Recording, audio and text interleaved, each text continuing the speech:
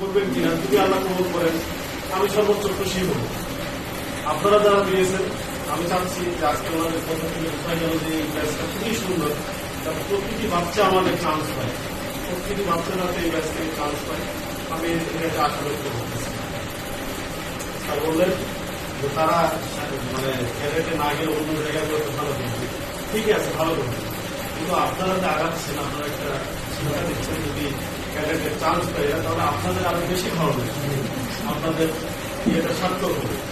তো আমি আজকের যে আপনাদের যে প্রস্তাব এটা একেবারে নির্বিঘ্নে গ্রহণ করলাম, মন থেকে গ্রহণ করলাম। আমার মনে হয় এটার জন্য একটা এক্সপিরিয়েন্সও আছে, কিন্তু সেটা থেকে থেকে সেটা আমি আমার পক্ষ থেকে কোনো অসুবিধাই নেই।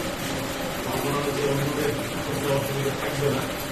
আর বেশি কিছু বলবো না, আমি আপনাদের সুস্থতা কামনা করছি এবং আপনাদের প্রতিনিয়ত সমৃদ্ধি এবং সফলতা কামনা করছি। আপনারা চমৎকার ভাবে আগায় নিয়ে যাচ্ছেন, চমৎকার ভাবে আগায় নিয়ে যান। অন্য টিচাররা আপনাদেরকে যতটাই হিংসা করুক না কেন, এই হিংসাটাতে কিচ্ছু যায় আসে না। কোন স্কুলে কি পড়ায়, কতটা শিখায় সেটা তো আমরা কম জানি না, এবং স্কুলে গিয়ে কি পাচ্ছে সেটা আমাদের থেকে মোটামুটি একটা ধারণা আছে। যাই হোক, আপনারা আপনাদের কাজ চালিয়ে যান। আর এটার সাথে একেবারে আমরা দ্বিমত না, আমি ব্যক্তিগতভাবে দ্বিমত না, আমি 100% করছি। আপনাদের এই এক্সট্রা যে টাইমটা এটা আপনারা করবেন। ধন্যবাদ।